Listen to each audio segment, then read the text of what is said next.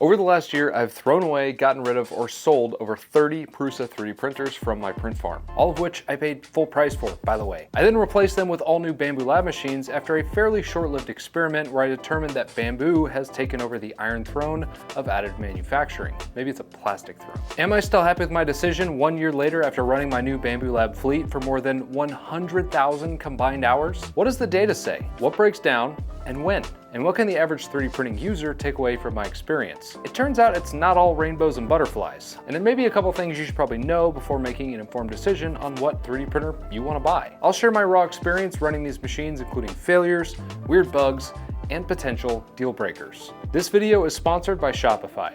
For the past year, I've been running an experiment comparing two of the most common 3D print farm platforms, Prusa and Bambulab. I tried to figure out how they actually stack up against each other in a true torture test, in a working print farm. In my head, there were lots of unanswered questions like, were those fancy carbon rods prone to failure over time? Did Prusa really fix their hot end with the new Mark IV? Do the fast print speeds actually lead to more long-term issues? And were the Bambulab printers even serviceable when things do inevitably go wrong? And what about maintenance? And finally, just how fast will our designs get stolen by the Chinese and immediately pop up on AliExpress? Okay, I'm kidding about the last one. I put out a video a year ago where I ran a short test to help answer some of those questions. And since that video went out, I've got tons of comments asking for an update, so here we go. Back then, I was at a point where I needed to purchase more 3D printers, and I wanted to make a data-based decision. Freaking engineers. Feel free to go check out that video for details, but my ultimate decision was to purchase 9 Bambulab P1P printers for my farm. My farm has gone through a bit of a transition since then, going from 40 Prusa machines to now 50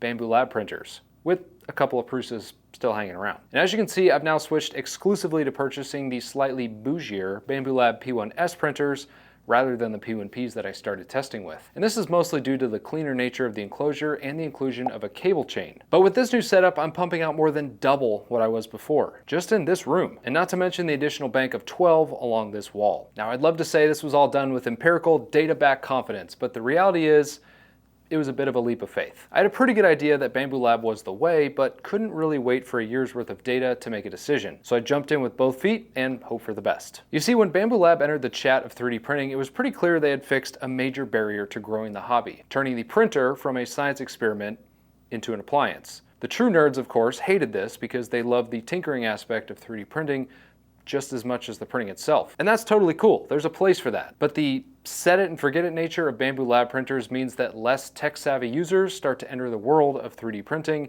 and ultimately fuel its growth. And since I own and operate a 3D print farm, I too am interested in the set it and forget it approach, since the printers are tools in a manufacturing cell, and output at a high quality is the ultimate goal. This is why I first invested in the Prusa ecosystem back when I started building my print farm in 2019. They were the de facto choice for reliable 3D printers for production. And by the time my farm had grown to about 40 Prusa 3D printers, it was becoming increasingly obvious that I should at least consider pivoting.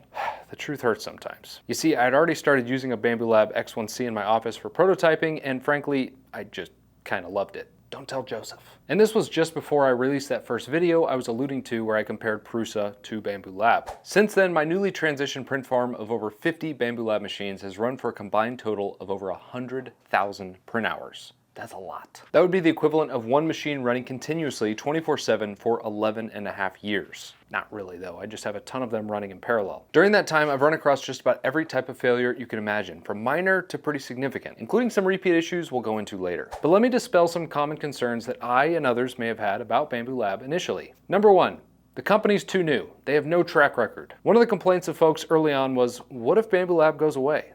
Company's only been around for a couple of years. Your printer, which is largely dependent on the cloud, will be useless then. Well, it should be abundantly clear now that that is no longer a concern. Bambulab has risen to be one of the largest consumer 3D printing companies out there, led by some serious technological innovators from places like DJI. This concern was usually made in comparison to Prusa, which, to be fair, had a much longer track record in the industry. However, given the complete domination by the newcomers, I would argue the opposite is more likely at this point. Number two, these printers are not easily fixed, or spare parts are hard to come by. While having maintained and repaired my abused Bambulab printers for a year now, I can safely say this isn't true either. I've yet to run into a problem which I could not fix or resolve myself. The Bambulab website has tons of spare parts for sale, and most arrive in just a couple of days. I have a pretty extensive spare part collection of my own, and I feel confident in my ability to keep my fleet running. I will admit that Prusa set the bar for part standardization, documentation, and maybe most importantly, keeping everything open source, which makes maintaining their printers very easy. But based on my experience, just because a task is well documented doesn't mean doing it repeatedly is any fun. Number 3, those carbon rods will go bad. Then what? Listen, I'm a mechanical engineer with experience in maintenance and reliability, and the first time I saw that motion system of the X-axis with carbon rods and no bearings, I thought, that's dumb. But I'm happy to report that I have not had a single issue with them in my fleet. And I've even had an employee mistakenly grease them. But even that printer is still going strong. Look, I know they have a finite life, but I certainly haven't reached it yet. And when I do, replacing them is actually pretty simple. I have a couple of complete carbon rod assemblies as spares for when the time comes, which, you guessed it, Bambulab sells. And number 4, printers running that fast will cause premature failures, or at the very least cause print quality to go down over time. Wrong again. In fact, I've seen no correlation between printer age and print quality. The prints coming off of my 4,000 hour machines look identical to the brand new ones. The only thing that does degrade over time is the textured PEI print sheets, which I can replace for about $30 every year. And since I use hardened steel nozzles, I can't even say I've run into the need to replace those yet either. So fast forward 1 year knowing what I know now, would I have still made the same decision? Yes. Are Bambulab printers perfect? No, and I'll tell you why. But before I get into that, let me say that for the average user who has one of these things on their desk, you will probably never experience most of what I'm going to talk about. As I mentioned earlier, I've essentially been running a year-long torture test. I just want to share so you can make an informed decision based on something other than everyone and their mother hyping these things up, including me. But I will say from a business perspective, even with some issues, these printers have been great. I've been able to effectively double the output of my 3D printing business, which I run using Shopify. Let me tell you 3 giant reasons why you may want to build an online business with Shopify. Number 1, with literally millions of brands using the platform, it's not only widely trusted, but also incredibly well supported. You can find skilled talent to help you if you need it, and have access to tons of apps developed by third parties to make your online store even better. Number 2, Shopify makes selling digital products incredibly easy. We obviously sell lots of physical products, but a good chunk of our business is selling digital build plans and print yourself kits as well. And you can even combine physical and digital products in a single listing. The best part about digital products is that you have infinite inventory with essentially 0 product cost after it's created. And finally, number 3, it's cheap and easy to get started, but can grow with your business. Seriously, if you want to, you could have an online store up and running today, which can scale into an empire down the road. They even make selling internationally shockingly easy with their managed markets feature, for when you get there. We live in an incredible time where building an online business and changing your life has a very low barrier to entry. Get that business idea out of your head and into the world. Start today by heading to shopify.com/shopnation. I love it, and I know you will too. Now back to Bambulab. When looking at the data of my initial experiment, the scrap rate of the P1Ps was very low, much lower than the Prusa models. But as we all know, there's kind of a honeymoon phase with any new 3D printer where it runs damn near perfect at the beginning. Reliability engineers call this the bathtub curve, where except for some initial manufacturing type errors, the failure rate is very low at first and then creeps up over time, followed by a sharp rise as they wear out. If there are any print failures during this phase, it's either user error or maybe some bed adhesion issues before it gets broken in. But as that print hour time clock starts creeping upwards, you start to see some cracks in the armor. This is normal, regardless of brand, but how soon this happens and what those issues are is key. Now, I wish I could stand here and say I carefully documented every issue, categorized them, and was now sharing a very impressive chart showing the correlation of these failures with time and exact printer serial number. I didn't do that. But I did pay close attention to repeat issues we experienced during the course of this last year. The most common cause of print failures was by far print bed adhesion, or more accurately, lack thereof. In one massive example, it was 100% user error because the parts were mistakenly sliced with PLA settings and then printed in PETG. Rookie mistake. I of course started all of these right before I left for the day, so I walked into this mess the next morning. Cool. But that's not the printer's fault. What about in cases where the printer was actually to blame?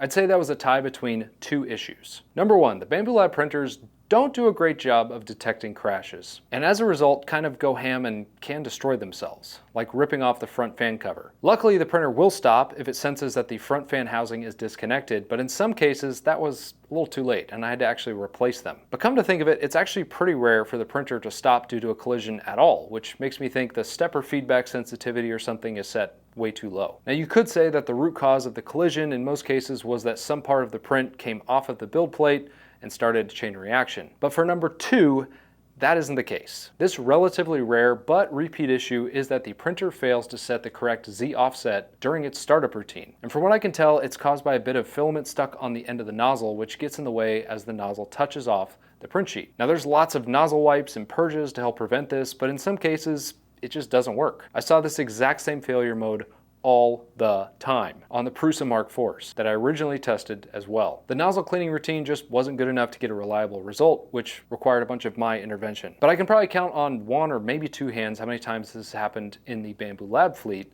so it's pretty uncommon, but definitely worth mentioning. And that really covers most of the print failures, which, if I'm being honest, wasn't much different than any other 3D printer brand I've used in the past. Bed adhesion, as we know, is the #1 indicator for print success. But what about hardware failures? From the hardware side, I've had 2 instances of an extruder going bad. In one case, the teeth of this yellow gear were totally stripped off in one spot. Not really sure how that happened. And in another, the gear was fine, but it would not feed filament, even after I took off the hot end. The good news is that they're really easy to replace and come in this neat little package that takes all of 2 minutes to swap out. So was that failure weird?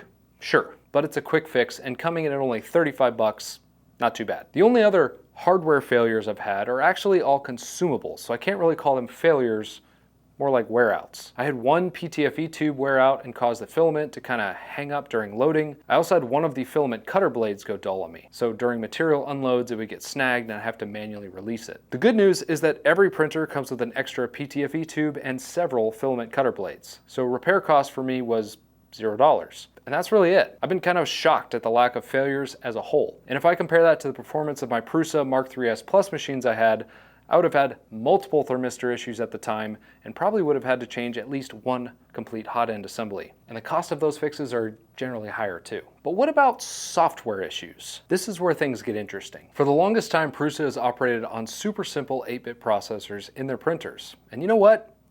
They just kind of work. Yes, every once in a while, all of the characters on the vintage 1998 Game Boy screen change to Klingon or flip upside down, causing me to have to navigate the menu purely by memory, but a quick reset fixes that. Their new printer lineup uses a 32-bit processor with, get this, color on the screen, which is a welcome addition and also seems to be just as reliable as the old ones. With Bambulab, unless you splurge for the pricier X1 models, you too will be stuck with a pretty low-tech screen and control setup. And based on my experience, it can use a little improving. Let's run through the failures I've seen in my fleet. I've had one instance of a printer losing all ability to communicate with the outside world. No Wi-Fi or Bluetooth capabilities, which means it's basically frozen in time.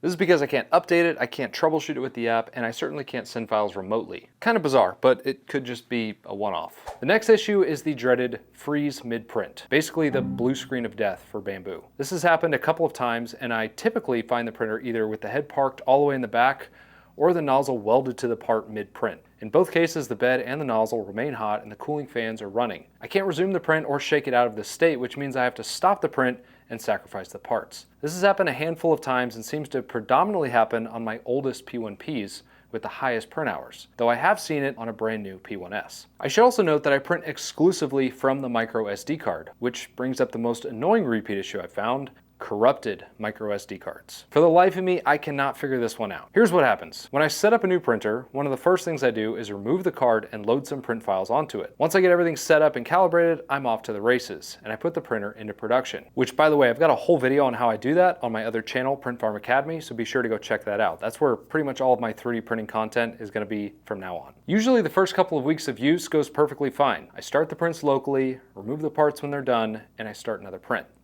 You know the drill. But sometimes, when I go to start a new print, I get this error. Somehow the micro SD card formatting becomes unreadable by the printer, and a computer for that matter. I've tried reformatting, erasing, nothing seems to work. They're toast. And I'm sad to say this has happened at least a dozen times in my fleet, and spread across multiple different printers of varying ages. I've gotten so used to it that I just keep lots of spare micro SD cards hanging around, just for this reason. If you look on top of the printer, you'll see a small sticker that says cold swappable, which means you should not remove the micro SD card without either turning off the printer or properly ejecting it first. Now I will admit I probably didn't do that very well in the early days, but I know better now and I'm very diligent about removing them when I need to. I was also made aware that you can actually format the micro SD cards directly in the printer, which is a handy feature and one that Bambulab actually recommends you use. So even after immediately upgrading the micro SD cards from the stock ones, properly formatting, and never hot swapping, it still happens from time to time. I will say I have yet to run into this issue on either one of my X1s, but that could also be because I don't run them nearly as much as the Workhorses in my farm and typically only send print files remotely to them. Which brings me back to an earlier point I made in the video, and that is that unless you're running a print farm, the vast majority of Bambulab users will never experience this. I did reach out to Bambulab about this issue and they told me to always make sure the SD cards are formatted